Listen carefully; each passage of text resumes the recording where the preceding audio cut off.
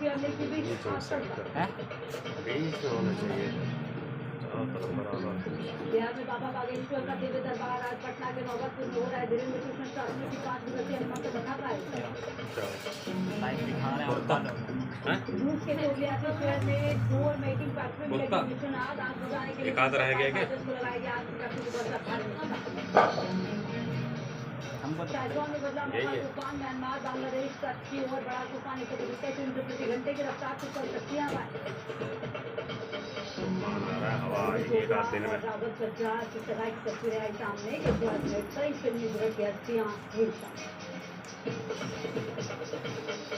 बड़ी नीति की राघव चड्ढा के साथ ये भी आम आदमी पार्टी के where the software engineer meets the talented photographer to create the big dream.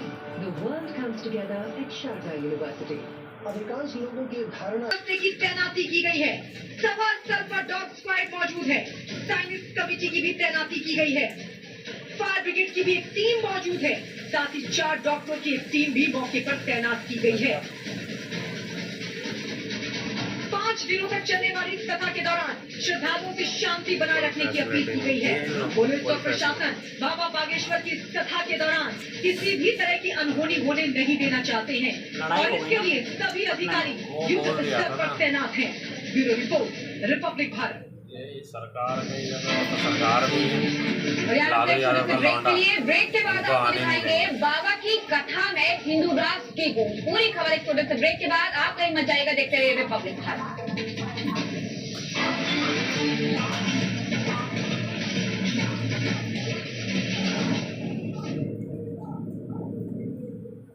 Power का पहला है शुभ है एमडीएच मिर्ची धनिया हल्दी। अब एक दिमाग आया, ये देखो मेरी एलसीडी है, इस पे मैं 2 पढ़ाऊंगा। CMI-8 हेलीकॉप्टर और एक Su-34 लड़ाकू बम लगा देंगे फोटो। सीमा से लगभग 50 किलोमीटर दूर पश्चिमी रूसी क्षेत्र के पास पर नहीं, उन लोगों को बोर्ड होता है एलसीडी वाला। यूक्रेनी राष्ट्रपति जेलेंस्की इटली के राष्ट्रपति सर्जियो मैट्रेला के साथ बैठक से पहले रोम के पापो डी प्रिंसिपी होटल पहुंचे। आज हो सकती है दोनों की मुलाकात।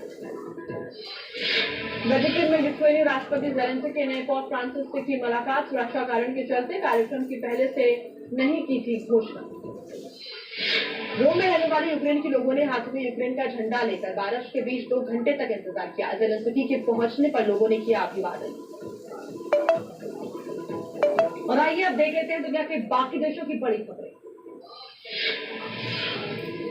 तुर्की के राष्ट्रपति एर्दोगन ने चुनाव प्रचार के आखिरी दौर में इस्तांबुल की ताबड़तोड़ रैलियां। तुर्की में आज होंगे राष्ट्रपति पद के लिए मतदान। इस पे लिखेगा ना। नेपाल की राजधानी काठमांडू में भ्रष्टाचारियों के खिलाफ लोगों ने प्रदर्शन किया। घोटालेबाजों के खिलाफ कार्रवाई की मांग की। इजरायली सेना और फलस्तीन के बीच फिर से शुरू हुई लड़ाई। इजरायली सेना ने फलस्तीनी इस्लामिक जिहाद कमांडर के अपार्टमेंट पर किया हमला। बमबारी के बदले इजरायल में भी हमले। इजरायली सेना ने वेस्ट बैंक में स्थित उत्तरी शहर नबल्स में बलाचा शरणार्थी शिविर पर किया हमला। हमले में 2 फिलिस्तीनी नागरिकों की मौत। गाजा पट्टी पर सीज फायर की घोषणा के बाद गाजा पट्टी पर फिलिस्तीनी जश्न मनाते हुए आए नजर। 5 दिन से जारी लड़ाई में 33 फिलिस्तीनी समेत 13 आम नागरिकों की मौत हो चुकी है। तो नौसे की न्यूज में आइए देख लेते हैं खेल, बाजार और फिल्म जगत से जुड़ी हुई खबरें। आईपीएल में कल खेले गए हैदराबाद वर्सेस लखनऊ के मुकाबले में लखनऊ सुपर जायंट्स ने सनराइजर्स हैदराबाद को 7 विकेट से हराया। हैदराबाद को हराकर टॉप 4 में पहुंची लखनऊ। आईपीएल में कल खेले गए दिल्ली बनाम पंजाब के मुकाबले में पंजाब किंग्स ने दिल्ली कैपिटल्स को 31 रन से हराकर दिल्ली खिताबी रेस से बाहर हो गया। इंडियन प्रीमियर लीग में आज 2 मैच। पहला मैच राजस्थान बनाम और बैंगलोर के बीच जयपुर के सवाई मानसिंह स्टेडियम में दोपहर 3:30 बजे से खेला जाएगा। आज आईपीएल में दूसरा मुकाबला चेन्नई सुपर किंग्स और कोलकाता नाइट राइडर्स के बीच चेन्नई के चिदम्बरम स्टेडियम में शाम 7:30 बजे से खेला जाएगा। बैडमिंटन खिलाड़ी पीवी सिंधु और एचएस प्रणय की अगुवाई में भारतीय टीम BWF सुधीरमन कप में पदक जीतने के उद्देश्य से चीनी ताइपे की टीम के खिलाफ अपने अभियान की आज से करेगी शुरुआत। इस हफ्ते अचानक फिर सस्ता हुआ सोना। सोने की कीमत में हुई 702 रुपए की गिरावट। सोने का भाव 61,739 रुपए प्रति 10 ग्राम से गिरकर 61,033 रुपए प्रति 10 ग्राम पहुंचा। आम आदमी पार्टी के नेता राघव चड्ढा और अभिनेत्री परिणीति चोपड़ा ने की सगाई। दिल्ली के कपूरथला हाउस में हुए दोनों की एंगेजमेंट सेरेमनी। सोशल मीडिया पर छाई है दोनों की तस्वीर। एंगेजमेंट के बाद मीडिया के सामने आए राघव चड्ढा और परिणीति चोपड़ा। लोगों का अभिवादन करते हुए आए नजर। ऑफ व्हाइट कलर के आउटफिट में नजर आए दोनों। सोशल मीडिया पर ट्रेंड कर रही है दोनों की तस्वीरें।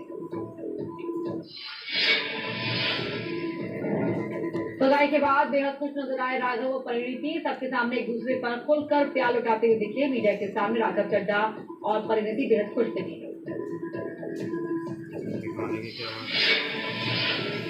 बहन परिणीति की सगाई में हिस्सा लेने पहुंचे अभिनेत्री Priyanka Chopra parrot green colour की ड्रेस में नजर आई। प्रियंका दिल्ली के सीएम अरविंद केजरीवाल और भगवंत मान भी राघव चड्ढा की सगाई में पहुंचे। आदित्य ठाकरे और राजीव शुक्ला भी परिवार के साथ एंगेजमेंट में पहुंचे। इसी की तो पार्टी का है आम आदमी खड़ा देख शर्ट और वो क्या सब पहन। कोलकाता पहुंचे बॉलीवुड अभिनेता सलमान खान। सलमान ने की पश्चिम बंगाल के सीएम ममता जहाँ बनर्जी फोटो से खिंचवाने के बाद ही उनके आती हूँ ऐसे कपड़े पहन लेगा बाकी। और 9 सेकंड न्यूज में खबर लगातार जारी है। और हल्दी का हीरो बना रहेगा। 9 सेकंड में न्यूज को पावर बाय ओरिएंट इलेक्ट्रिक। पतले होने की दवाई खा रहा है अब दोबारा से कपड़े। कथा के दौरान कहा कि एक प्रसंग में हनुमान कथा सुनाते समय हमें एक महात्मा जी मिले, जिन्होंने उनसे पूछा कि महाराज आप हिंदू राष्ट्र की बात करते हैं, क्या भारत हिंदू राष्ट्र बन सकेगा? तो वो मुस्कुराए और कह दिया कि हिंदू राष्ट्र तो बना बनाया है, घोषणा बाकी है।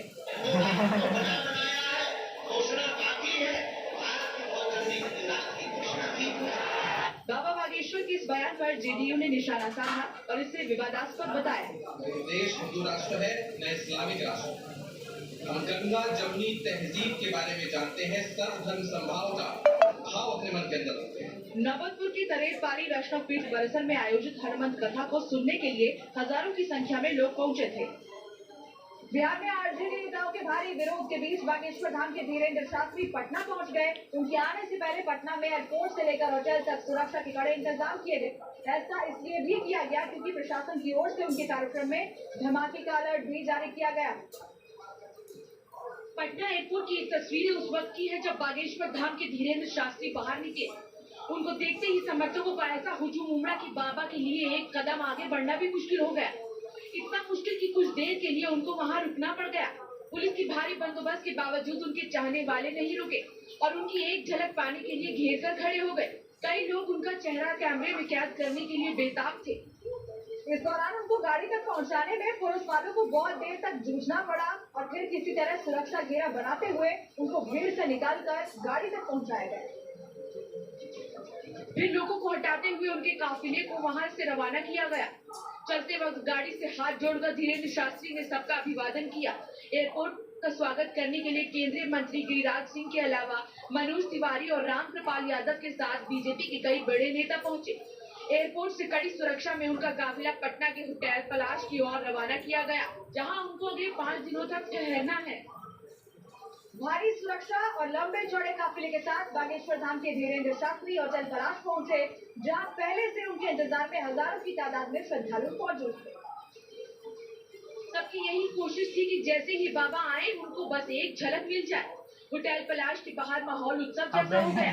उनकी तस्वीर कैमरे में कैद करने के लिए लोग होटल में पहले ही से लोग वहाँ पहुँचे पड़े। भाई बाबा बनना भी आजकल वो है। बाबा बनना भी आसान थोड़ी है। कहीं तो रहता है बाबा बन जाओ बाबा बन जाओ। क्योंकि ऐसे ही बाबा बनोगे जो लोटा लेके घूमते रहते हैं वो वाले बाबा बनने से क्या फायदा? बाबा बनना भी तो बहुत डिफिकल्ट बताया है। गया कि उनके और उनके साथ आए लोगों के ठहरने के लिए पूरा स्टोर बुक किया गया है। बिहार में बागेश्वर धाम वाले धीरेन्द्र शास्त्री का ये कार्यक्रम भारी राजनीतिक विरोध के बीच हो रहा है। उनके खिलाफ इसलिए इधर कानपुर आने वाले थे, हम सोच रहे थे जाएंगे। कानपुर में मना कर दिया गया जब आतिक अहमद का वो हो गया था। और मंत्री तेज प्रताप यादव ने तो सीधी चेतावनी दे दी थी कि वो और उनकी बनाई निजी सेना DSS यानी धर्मनिरपेक्ष सेवक संघ बाबा का विरोध करेगी। हालांकि न तो एयरपोर्ट पर और न ही होटल के आसपास उनकी निजी सेना का एक भी कार्यकर्ता नजर आया। प्रशासन ने भी उनकी सुरक्षा में कोई कसर नहीं छोड़ी। आरजेडी नेता और मंत्रियों के तमाम विरोध के बीच बीजेपी के नेता, मंत्री और सांसद उनके साथ खुलकर खड़े रहे, जिसकी तस्वीर एयरपोर्ट से लेकर होटल तक नजर आई। होटल के बाहर भारी तादाद में इकट्ठा हुए धीरेन्द्र शास्त्री लगा रखा है वाले बाबा के समर्थकों ने भी विरोध करने वालों को ललकार लगाई। धमकी, विरोध और लोगों की भीड़ देखकर प्रशासन को ये खतरा मोल नहीं लेना चाहती थी, इसलिए भी हर जगह कड़ा पहरा बिठा दिया गया है। मुख्य विभाग ने उनके कार्यक्रम में धमाके की आशंका भी जताई है, जिसे लेकर प्रशासन ने अलर्ट जारी किया है। अलर्ट में कार्यक्रम के दौरान उग्रवादियों की ओर से बम विस्फोट का खतरा जताया गया है। धीरेन्द्र शास्त्री का कार्यक्रम पटना के नौबतपुर इलाके में है, जहाँ मेले जैसा माहौल है। वहीं पर 13 से 17 मई तक शाम को हनुमत कथा का आयोजन होगा। इसके अलावा 15 मई को उनका ऑल टोटल हिंदू है, जिसमें बिना टोकन और नंबर के वो लोगों की अर्जी सुनेंगे। उनके कार्यक्रम का सीधा प्रसारण टीवी और यूट्यूब के साथ फेसबुक पर किया जाएगा। यही नहीं, 17 मई को कार्यक्रम खत्म होने के बाद वो पटना जंक्शन के पास महावीर मंदिर जाकर हनुमान जी की पूजा भी करेंगे। बागेश्वर धाम वाले बाबा के बारे में दावा किया जाता है कि वो अपनी पर्ची में भूत और भविष्य को बिना पूछे लिख देते हैं। सियासी विरोध और विवाद के बीच आखिरकार बागेश्वर धाम के धीरेन्द्र शास्त्री बिहार दौरे पर पहुंच गए। बिहार में उनका जोरदार स्वागत किया। बाबा के चाहने वालों ने उनके स्वागत के लिए बाबा की जय के नारे लगाए।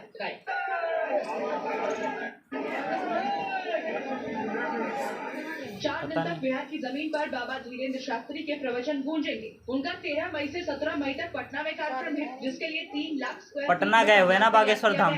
बताया गया कि जर्मन तकनीक से इस पंडाल को बनाया गया है और इस पर आंधी और तूफान का भी असर नहीं पड़ेगा। श्रद्धालुओं की गाड़ियों की पार्किंग के लिए 200 बीघा जमीन का इंतजाम किया गया है। वहीं प्रसाद के लिए 60 से ज्यादा काउंटर भी बनाए गए। दावा किया जा रहा है कि बागेश्वर धाम वाले धीरेन्द्र शास्त्री के कार्यक्रम में शामिल होने के लिए दूर दूर से लोग बिहार पहुंचे। आपको छुट्टी है बाबा धीरेन्द्र शास्त्री के कार्यक्रम स्कूलों को जाओ कमेटी के मुताबिक झारखंड, पश्चिम बंगाल, ओडिशा, छत्तीसगढ़ समेत कहाँ जाता है, स्कूल खुल रहा है, जाते ही नहीं। श्रद्धालुओं के आने का अनुमान है। इतना ही नहीं, नेपाल और कई अन्य देशों से भी श्रद्धालुओं के पहुँचने की स्कूल खुल रहा है, 2 महीने से जाते ही नहीं। बिहार में धीरेन्द्र शास्त्री के कार्यक्रम का जमकर विरोध भी हुआ, जिसके पीछे थे उनके विवादास्पद बयान। नेपाल से भी आ रहे थे। उन पर कई बार भड़काऊ भाषण देने और भावनाओं को आहत करने के आरोप लगे। धर्म विशेष पर टिप्पणी के आरोप लगे। इतना ही नहीं, महाराष्ट्र के नागपुर में एक कार्यक्रम के दौरान तो उन पर अंधविश्वास फैलाने का भी आरोप लगाया गया था। कुछ महीने पहले बागेश्वर धाम के कथावाचक धीरेन्द्र शास्त्री संत तुकाराम पर विवादास्पद बयान देकर घिर गए थे। संत तुकाराम महाराष्ट्र के एक ऐसे महात्मा जिनकी लुगाई रोज मारती थी, रोज पीटती थी डंडे से।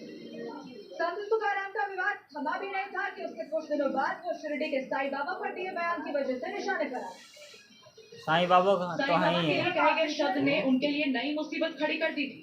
हमारे धर्म के शंकराचार्य जी ने साईं बाबा को देवताओं का स्थान नहीं दिया है। और तब धीरेन्द्र शास्त्री के खिलाफ लोग सड़कों पर निकल आए थे और धीरेन्द्र शास्त्री की तस्वीरों में आग लगाकर विरोध जताया। इसके बाद महाराष्ट्र सरकार में मंत्री कृष्ण विखे पाटिल ने भी इस बयान पर नाराजगी जताई। सरकार ने अभी ये महाराष्ट्र करने का हो सकता है। इसी तरह का विवादास्पद बयान धीरेन्द्र शास्त्री ने राजस्थान के उदयपुर में बने कुंभलगढ़ को लेकर भी किया था। इसके बाद राजस्थान में भी लोग उनके खिलाफ सड़कों पर उतर आए। कर्नाटक में विधानसभा चुनाव के नतीजे आ गए हैं। कर्नाटक में कांग्रेस को प्रचंड बहुमत मिला है। कांग्रेस ने 135 सीटों पर जीत दर्ज की है। वहीं बीजेपी के खाते में 66 सीट गई है। साथ ही जेडीएस ने 19 सीटों पर जीत दर्ज की है। 4 सीट अन्य के खाते में। कर्नाटक में मिली जीत से कांग्रेस नेता बेहद गदगद है। दिल्ली से लेकर बेंगलुरु तक कांग्रेस कार्यकर्ताओं का जोश हाई है। आज कर्नाटक की बैठक होगी। कर्नाटक चुनाव में कांग्रेस को पूर्ण बहुमत मिलने के बाद राहुल गांधी ने कांग्रेस से बात की। उन्होंने जीत का श्रेय और कर्नाटक की जनता और वहाँ के नेताओं को धन्यवाद दिया। इस दौरान उन्होंने बीजेपी पर और शक्ति ने ताकत को हरा दिया। उन्होंने कहा कि कर्नाटक की जनता की जीत है और चुनाव में हमने कर्नाटक की जनता से 5 वादे किए थे। इन वादों को पहले दिन पहली कैबिनेट में पूरा किया जाएगा। ये हमारे 5 वादे हैं। हम इन वादों को पहले दिन पहली कैबिनेट मीटिंग में पूरा करेंगे। कर्नाटक में विधानसभा चुनाव में कांग्रेस ने 136 सीटों पर जीत दर्ज की। कर्नाटक विधानसभा चुनाव में कांग्रेस ने जीत दर्ज की। ये भी तो 2 है यार। अरे एक है। चुनना बड़ी चुनौती है। अब खा लो। सीएम का चेहरा तय करने के लिए कांग्रेस दल की बैठक बुलाई है। 5 मिनट पर बेंगलुरु में ये बैठक होनी है। बैठक में विधायक दल का नया नेता चुना जाएगा। कांग्रेस में मुख्यमंत्री पद के लिए सिद्धारमैया और DK शिव कुमार प्रबल दावेदार। कर्नाटक में कांग्रेस पार्टी की जीत के बाद वहाँ मुख्यमंत्री के नाम को लेकर चर्चा शुरू हो गई। मुख्यमंत्री की रेस में सिद्धारमैया और DK शिव कुमार सबसे आगे, लेकिन अभी तक साफ नहीं हो पाया कि कर्नाटक का अगला कौन बनेगा। हालांकि कर्नाटक जीत के बाद सिद्धारमैया और DK शिव कुमार के साथ कांग्रेस अध्यक्ष मल्लिकार्जुन खड़गे की एकजुटता की तस्वीर सामने आई, जिसमें रणदीप सुरजेवाला, KC वेणुगोपाल भी नजर आए। सूत्रों के मुताबिक मुख्यमंत्री की रेस में कांग्रेस नेता सिद्धारमैया